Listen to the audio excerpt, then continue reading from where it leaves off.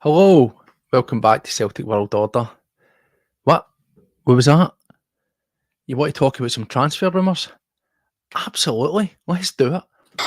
The following announcement has been paid for by the Celtic World Order. Hello, welcome back to Celtic World Order. I'm always Steve O'Man. It's an absolute pleasure to have you welcome back to watch us for this wee short video, this wee pop-up news video, if you will, because as we all know, we have well and truly entered this silly season. The closed season, the transfer window is about to open this Friday, coinciding with the Euro 2024 Championships over in Germany. And that means one thing and one thing only, doesn't it? Links galore. Celtic are going to be linked with every single player in every single position imaginable. And no doubt as well, some of our greatest and finest players are going to be linked away with moves to all over the continent. Today is no different because we find ourselves talking about links going in and links potentially going out, because Celtic have been linked with not one but two players who are also going to be of interest as they're going to be playing at the Euros come Friday when it kicks off. But also two of our guys that are on the fringe, two of the guys in the periphery, two guys with question marks over it, have also been linked on the way out. You'll have seen the thumbnail, you'll have identified the players, and we're going to look through them and have a wee chat. But before we do that, as we always say, welcome back to the channel. If you are a returning subscriber, we thank you very much for helping grow this community. But if you are new here, help us out. It only takes 2 seconds and it costs absolutely nothing, but the effects of it are great for the channel. So if you like what you see, you like what you hear, it takes you 2 seconds, give it a wee thumbs up. If you want to keep in the loop, make sure you hit the bell icon, subscribe. That way, every time we go live, you will get a notification and you will never miss an upload or a live broadcast. If you want to go one step further, you can share our content. It just gets more people in, helps grow the community, gets more eyes on us, gets that wee YouTube algorithm going. If you want to connect elsewhere, you can find us on at CWOpod1888 on X, or if you are properly old school, you can get us on Facebook, and we are at Celtic World Order Podcast. That's it. That's the housekeeping done. Let's get down to business. Let's address these rumours. Let's have a look at them, and let's think and see, is there any worthwhile exploring them if it's something that Celtic are indeed in the hunt for. Now, we know it goes without a doubt in saying that there is many positions that Celtic need to be addressing. There is many issues. Defence, for example, has always been a sticky point.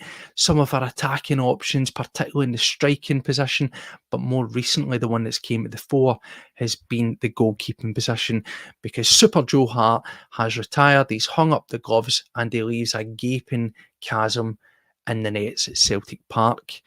Who's going to take the mantle? Who's going to step up? Well, certainly no one from the inside looks as if it's going to be stepping up, because as we know, we have the Baniac, Scott Bain, and we have Benjamin Siegrist.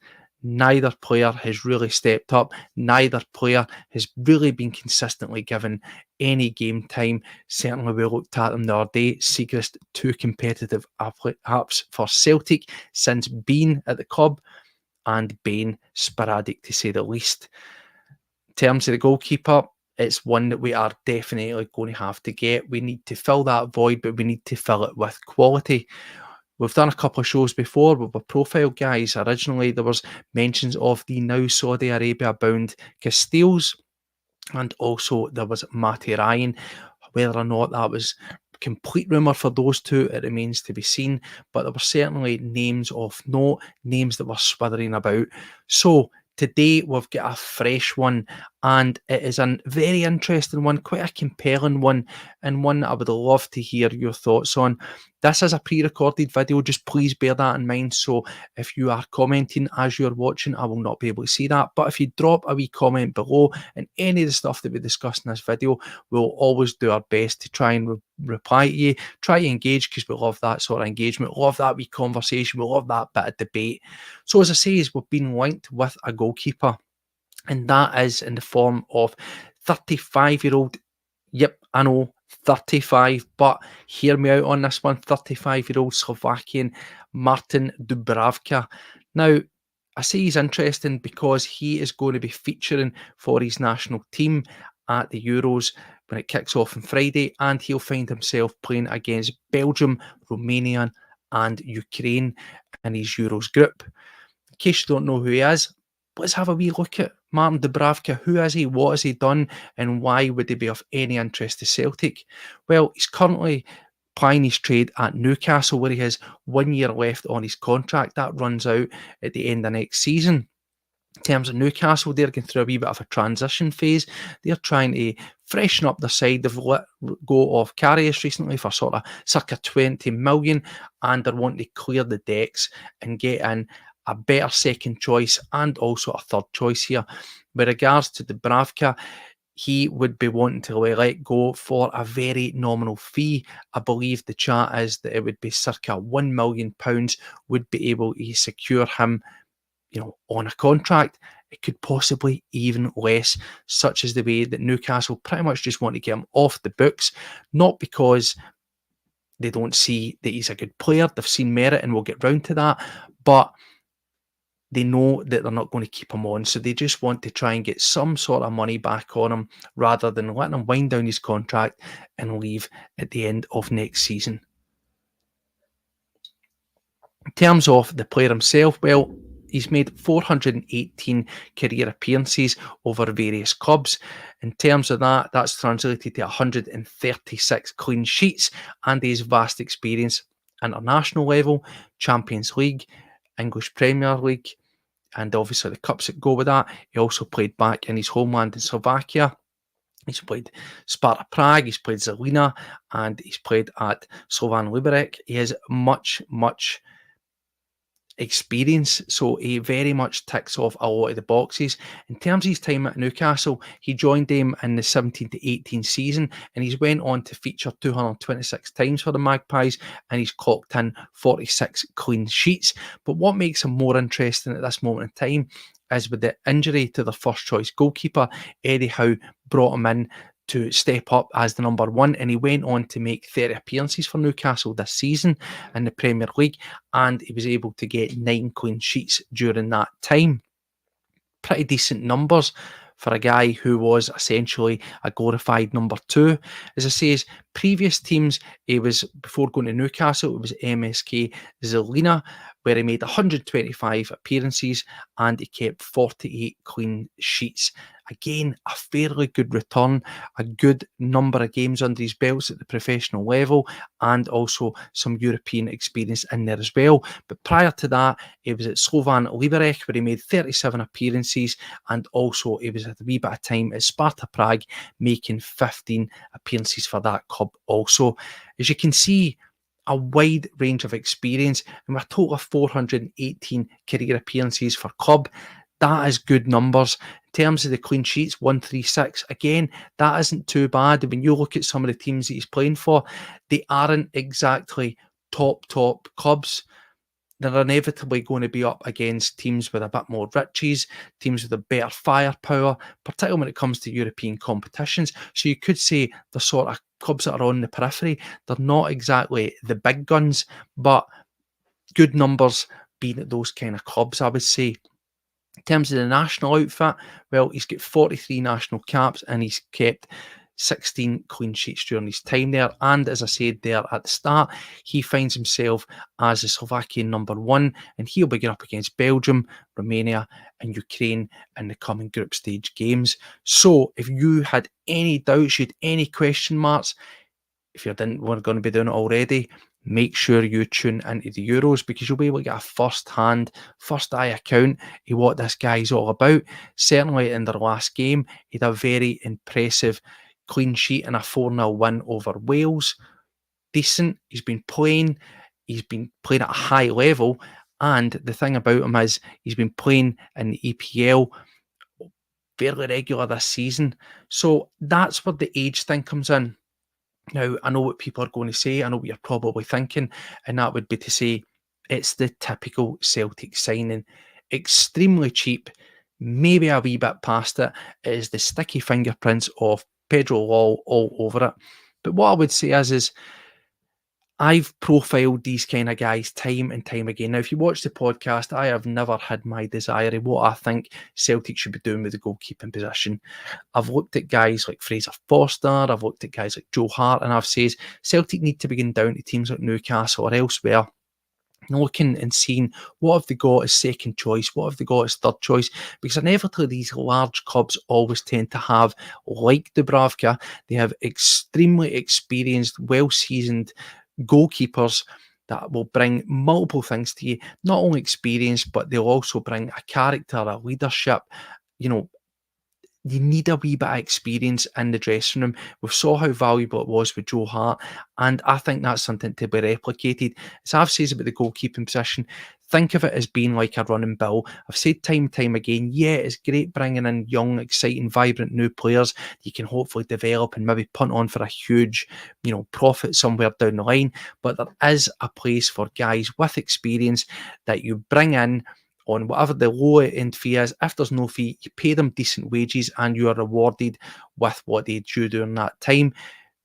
They run out their contract, you say thank you, you rinse, you repeat, and you start again. There's nothing wrong with bringing guys in for a means to an end for a purpose, but again, they need to be the right person, they need to have the right sort of credentials, and they need to be of quality. Now, for me at 35, I will admit, I think when I'm profiling, suggesting that kind of thing, it's probably it's definitely at the sort of higher end of the age bracket.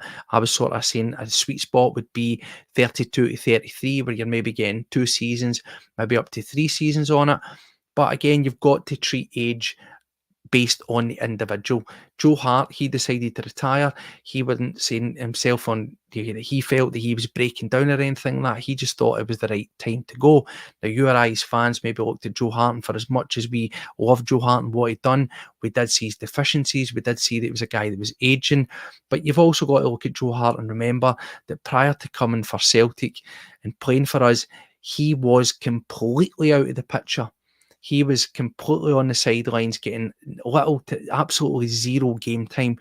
Now, if we look at Dubravka, for example, he's been playing at an elite level at the best league in the world regularly this season, and he's a mainstay in the national team. So he has been playing at an elite high level continually right up to now, and he'll be doing that through this summer at the Euros. So in terms of that, you've got to look at them and think there is merit in maybe bringing them in. Age is but a number, and it's not hard and fast from one player to the other. If you look at some of the top goalkeepers down the years, some guys have been on to their 37, 38, and in some cases completely beyond. Why? Because they've got elite thinking, they've got elite mentality, they're the consummate professional, and they really look after their body. I do understand the reservations that folk would have around a guy at 35, and I've got to admit, even though I'm sitting here looking at the positives and singing his praises, I do see the shortfall of it. But for me, it's a decent short to medium term, and by medium term, I'm looking at him and saying at an absolute maximum, you're getting 2 years out of him, 2 seasons out of him.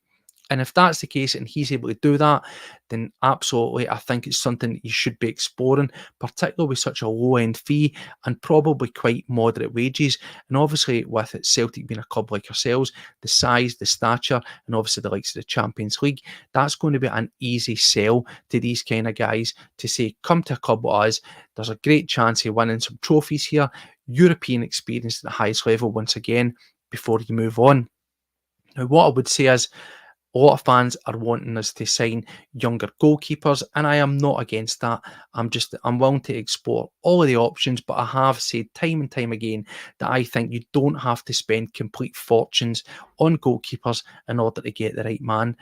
We found ourselves at Celtic to be quite fortunate, whereby we've not actually really had the issues of having a really good goalkeeper that we've then sold, and we've had the headache of, going round and trying to find someone to replace them. As we've seen, other than Boric and Forster, we've never really had that problem. We've always kind of had someone, and we have had success in the likes of guys like Craig Gordon, obviously, and latterly, as I say, Joe Hart, and just picking up guys, bringing them in, and they shock us all, and they do a fantastic job. So I think there is potential there for Dubravka to be the exact same type of player. What I would say is Why would I not be overly crazy about going out and spending on a goalkeeper? Well, as I says, I think you can get it without doing that. But as I says, I expect a goalkeeper or any player of that matter at Celtic, if you are anything substantial or special, you're going to get anywhere between sometimes 1 season up to 2 seasons out it, and then you move them on. Yes, you could buy a player in, you could develop them as a goalkeeper and sell them and make a heavy profit. But there's also the downfall, and I'll never use that as an excuse not to spend money. But as we've seen with Barkas, where sometimes it just doesn't work out. I always think that sometimes with these more experienced guys, it's a wee bit of a sort of win-win situation. If it doesn't work out, you've not lost anything. You can go and then make that step up and spend the money. But if it turns out, you could have unearthed a gem for little to nothing, and as well, you will get that bit of stability, because if they are particularly good, no team realistically is going to come in for a guy that's 35, turning to 36, and maybe even pushing on to 37. So you will get that stability out of them, and you can forward plan to get someone in. If we were going to go for Martin Dubravka, though, what I would like to see is get in a younger secondary goalkeeper, because Bain, let's face it, he's going to stick about, but he's realistically going to be the third choice, because as we know, even though there's a couple of years left on Sigrist's contract, there has been interest there in him, and Celtic have been very open to letting him go. So I would definitely expect Sigrist to be moving on, but Bain to be there as the mainstay for various reasons. I don't know what they see in him. He must be some DJ, some belter a DJ in the changing room or something. He must be some laugh, some buzz to have around the place, because he keeps getting a contract. But there's also the old, the Scottish quota for Europe and stuff like that. So I've no doubt in my mind he'll be sticking about. So I wouldn't mind us going and getting Dubravka if that's who it was going to be, but getting someone that's in that sort of maybe 26, 27 with a wee bit of experience around it, that we can sort of mould, that when Dubravka does move on, that he would be the natural successor and move up, and then we just go through the stage and we adapt and we make the numbers again. Bain maybe shuffles up one and we get somebody else in, or Bain's the eternal number 3 and we get in a new number 2. Remains to be seen. As I said, these at the moment in time are just strictly rumours. It's a name that's very much come out of nowhere, but for me, I think if we look at the profile, I wouldn't put it past Brendan Rodgers. Being there from down south, probably a goalkeeper that he's been aware of, and similar to Scott Sinclair, bringing in a guy vastly experienced, treating him as a running bill and wanting to get that experience. We've seen that with Kolo Toure as well. Okay, he didn't play a lot of games, but you know what I'm getting at here. So Dubravka, for me, it's a yes, but I would also like to see us bring a secondary goalkeeper that could fill that void of being the number 1 if that wasn't going to work out. But if not, a sitting number 2, ready to develop and step up and be the natural successor to him. Cheers. And the second name that we've been linked with, it's another position that we've been crying out for, is another defender. And this time it's a central defender, but he can also shuffle to the right back position. So there's a wee bit of versatility there. And that is 23-year-old Austrian Flavius Danilich. I hope I've said that right. It's a bit of a mouthful. But who is Danilich? Well, he is 23-year-old Austrian. As I've just said, he's currently plying his trade on loan at RB Salzburg. He's on loan from Salernitana, who were in Serie A, but they have now just been relegated down to Serie B. Now, he, for me, fits a profile that we've been crying out for. 23 years of age, yes, young, but he does have, and we'll go on to it, some good first team experience. But more at the point as well, what have we always been shouting out for? We've been shouting out for power, we've been shouting out for presence, and this guy has got it in spades. A 6'2" powerhouse, and when I use the term powerhouse, I do not use it lightly. Go and have a look at this guy. He is an absolute machine, shredded to the bone, built muscle upon muscle. Think Bobo Baldi, but younger. The profile that fans, I certainly know in my circles, that we have been crying out for. Carter Vickers does have that, but we want more of that in that back line. And for me, Danilich certainly looks as if he would fit that bill. As I say, he's currently on loan from Salernitana in Serie B now at Salzburg. He's been at Salzburg and he's played 12 appearances for them whilst he's been on loan. They do have an option to buy him at the end, and I do believe that they've got until the end of this month in order to make that decision on it. As of yet, they have not yet done that. So what's he done on top of that? Well, he's had 183 total career appearances at a club level. He started himself off in the 2016-17 season. He was part of the Bayern youth set up at Bayern Munich, where he done 74 appearances at their varying levels at youth level. Again, it's a great foundation. If you're going to learn your trade, if you're going to learn what it takes to be a professional in this game, there's worse places to start off than Bayern Munich. But he quickly moved on. It became clear that he wasn't going to break into that amazing side. Very few players do. There's no shame in that. But it did win him a move to Nice in France in the 2021 season, where he went on to play 55 times for them in the French top league. Again, decent numbers for a young guy of his age. That, of course, saw him win his move. You can say that's maybe a step back, who knows, but going again to another top league and a then Serie A team in Salernitana, where he went on to make 42 appearances for them. For whatever reason, I don't know the ins and outs of why he moved on loan to Salzburg, but I did go over to there, and as I say, he wrapped up the season with 12 appearances for them. Not bad numbers when you look at that. That's some top leagues and some top teams that he's been playing at. A good rounding of experience, different top leagues, and as I say, is getting games for them, which is the most important thing. As I did say at the top there, to discuss them, he's on loan at Salzburg, and they do have an option to buy. Now, I understand you'll be thinking about that and thinking, right, well, they've got first dibs. That means we're pretty much out the running. But these reports have came through via way of Germany that Celtic have, and the wording was concrete interest in pursuing this guy. Now, what I would say is, and it's interesting that you must bear it in mind, even though they have that option to buy, it's not guaranteed. They can say, yep, we want to activate that, but ultimately they have to have a sit down with the player. They need to have the discussions, and they'll get the main shot. They'll get the final decision on it. They do not have to do it. No one's, tying their arm behind their back, holding a gun to their head and saying you have to go to Salzburg. Now, as good a team as Salzburg are, and I can understand if you look at his trajectory there, he's been in Italy, he's been in France, he's been in Germany.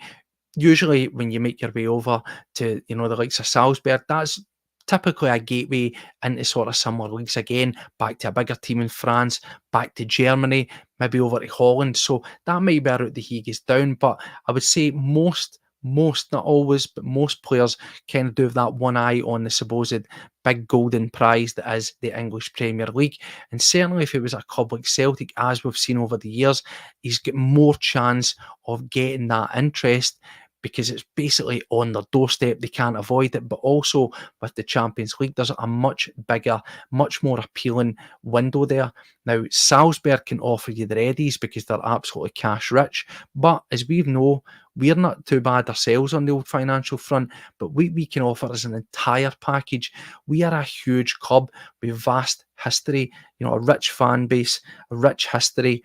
And that itself can be completely consuming and completely appealing, as we've seen for players time and time again that have came and experienced it. And you only need to go again, look at Joe Hart, a guy that came up for England and was blown away with it. So you're getting a 23-year-old guy coming in, and you've got him sitting down with Brendan Rodgers, you get him sitting down with Cal McGregor and getting sold the Celtic story, getting sold the Celtic vision. That's going to be a hard carrot to turn away. But the interesting thing as well is Salzburg did not win the league last season. So they don't have that Champions League appeal, which could be a major advantage to Celtic, and certainly something that we should be pushing forward. Now, I know that it's only on the face of it 8 games, but there's always potential there for it. But you can also look at Celtic, the stature, the size, and say, it's a massive window to be in here. It's a big shop front to be in. You could guarantee yourself almost guaranteed that you'll win yourself some trophies, and look at players that have they came and gone before you.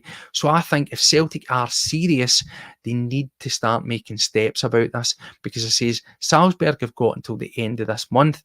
We'll see how it pans out in the Euros for him. He could have an absolute blinder. Who knows? That might prompt him to do it. But equally as well, if Celtic are interested, they've definitely got to throw their hat into the ring.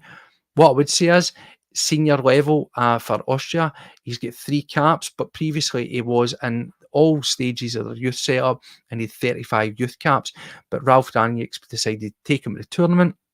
And as I says, he should be featuring. So another one, get yourself tuned into Euros, tune in, see this guy firsthand and make your own decision on him. What I would say is though, unlike Dubravka, he's got a bit of a harder task, particularly as a defender, because he finds himself in a group going up against Holland, France and Poland. So you want to talk about a baptism of fire, huge. What I would say is, if you're going to watch him, the guy plays, potentially be kind, because he's going to be playing against some absolute superstars there.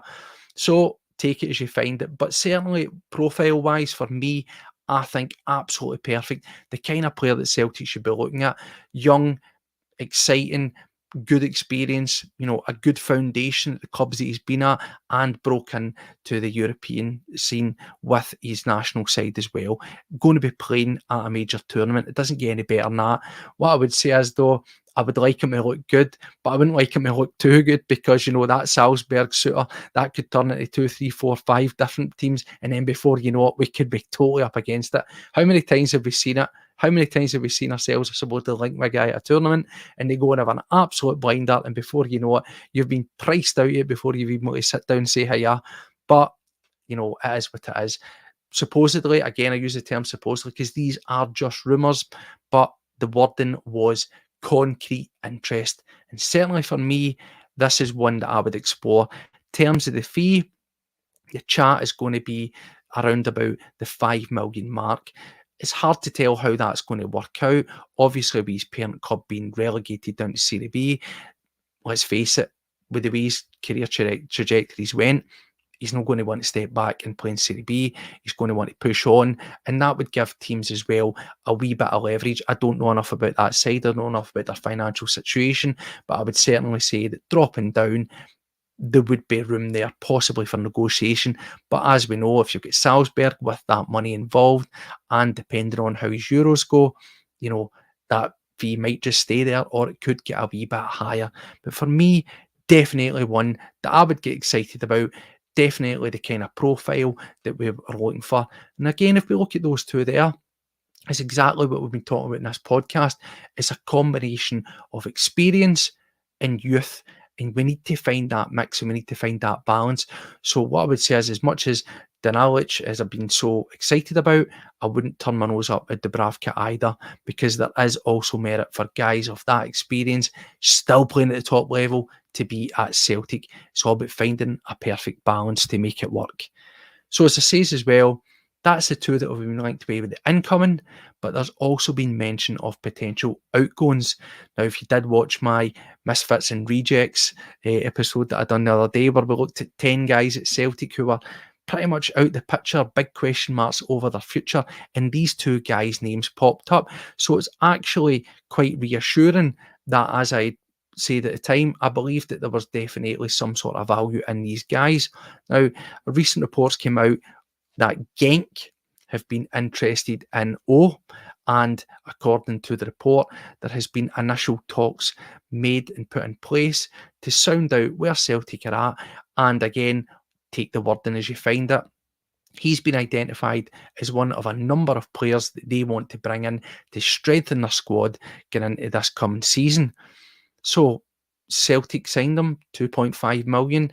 We've played the numbers on him.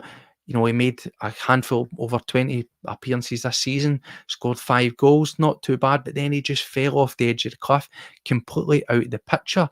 And, you've got to say Brendan Rodgers clearly just made his decision on him there, because he wasn't even making benches or match day squads.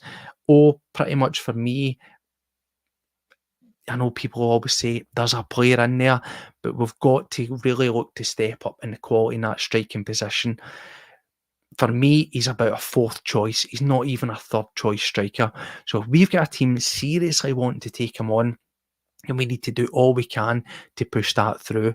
The understanding in the initial report is that they are talking about a loan with an option, possibly an obligation to buy at the end of it.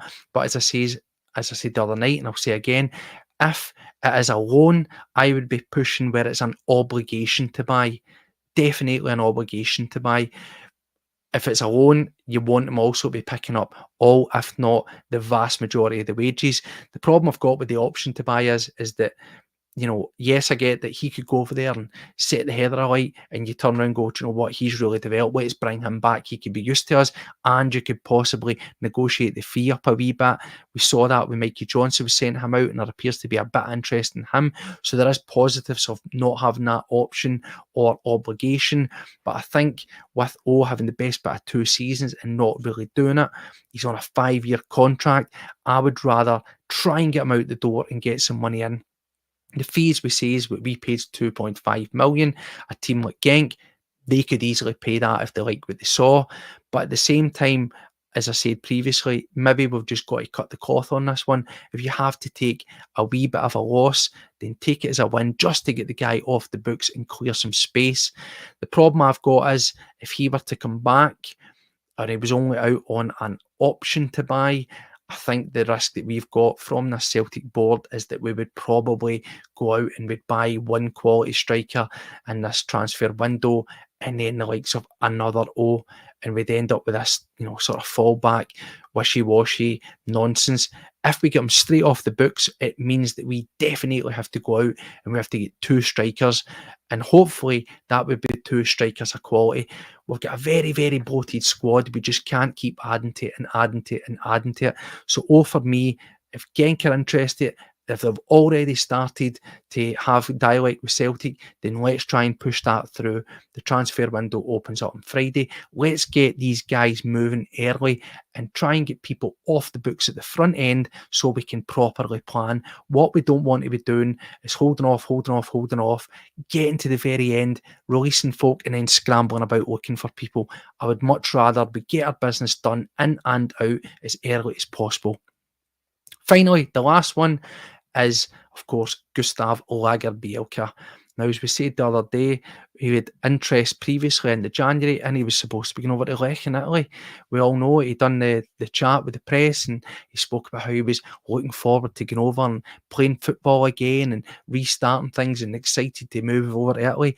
And then, of course, the rug got pulled out from under him because we had some injury crisis and he was leaked back over. But his chance would have it, was never ever used, wasn't even making match day squads, and he was just sitting in the stands watching, collecting his wage. And as I said the other day on the show, he could probably feel a wee bit aggrieved for that because he was pretty much guaranteed that he was going to be getting out, and then it was pulled back from him. But the good news is it would appear that Lech have been put off with it, and they've come back in. They obviously like what they saw. They saw the potential in him, probably for his time when he was over in Sweden, because it's been a mixed bag to say the least at Celtic. But they wanted to bring him in January with a loan, with an option to buy. In terms of Lagerbielke, starting afresh from a new season, again, similar to what I just said with O, I would want it to be an obligation to buy, or potentially, if it was a cut price deal, just sell him outright and get him off the books. But if it is going to be a loan, making sure that teams are picking up the tab for the wages, as much of it or all of it as possible, and trying to get those options stroke obligation at the end of it. But for me, between the two of them, 3 million for Lagerbielke and a fee for ourselves, 2.5 for O, you know, that's the bones area, 5.5 million pounds. For me, if you could scrape together 3.5 to 4 million pounds, yes, it's a loss, but as I've said time and time again here, sometimes you need to just call it a day with guys. Sometimes you need to just cut the cloth, accept it isn't working, and try to scrape back as much money as you possibly can. I don't think we can be affording to be, you know, holding out for fees to get back what we paid or more with these kind of guys that are on the periphery that really aren't featuring, and really, if we're being honest, don't actually have a future at the club. We don't have any real sort of leverage there, other than the fact that they're on long contracts. But as I also said the other day, these long contracts are part of the problem, because they can be as a stumbling block for getting guys off the books as much as it is for negotiating fees. If you get a guy that's mince and you've got a club coming in for them and it's a lower fee, the player might just want to sit there and collect that wage. So we've got to do all that we can to try and appeal to these guys, have sit down with them, frank conversations. I'm sure the manager will have done that. Sit them down, essentially tell them these are the best options for you. We think it's time you move on to pastures new. And if we could get both those guys off the books again at an early stage, the transfer window opening, then I would be completely over the moon. So that was the news, if you want to call it that. That was the rumours. As I say, these are just rumours. They came from various sources. We'll see how these ones pan out over the next few days. Interesting, I'm sure, will be tomorrow. We'll be linked with another 2 goalkeepers, another 3 defenders, and probably a striker. And who knows, well, Matt O'Reilly will be definitely away and everything else in between. But that's the fun of doing this, isn't it? That's the fun of doing these wee shows, because it's, it gets you buzzing. When you've nothing to talk about, you want to talk about anything to do with the club. And the best thing is always some rumours. Whether there's something in them or not, it's fun to sit down. It's fun to picture what these guys could maybe offer. And certainly for me, the 2 guys that we've discussed today, definitely the big defender, Danilic. I think he sounds like the real deal. He's one I would definitely want to push on for.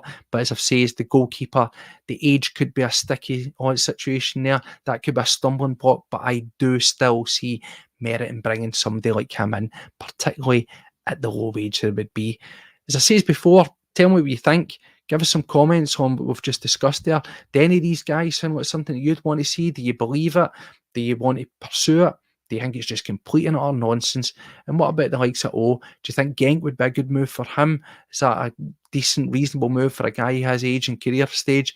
And again, Lagerbielke, Lech, Genk and Lech, not massive teams, but what do you think? Good moves for them, but more importantly, good moves for Celtic, getting them off the books. Let us know in the comments below. And as always, we will try our best to reply to it, because we like to get that wee bit of debate. We like to get that bit of engagement. And once again, we thank every single one of you that have taken time to subscribe and help this channel and community grow. So we'll be back again with some more news, some more chat throughout the course of the week. Keep your eyes peeled. Make sure you're subscribed and you will get notified for that. But until then, as always, take care of yourself and hail, hail.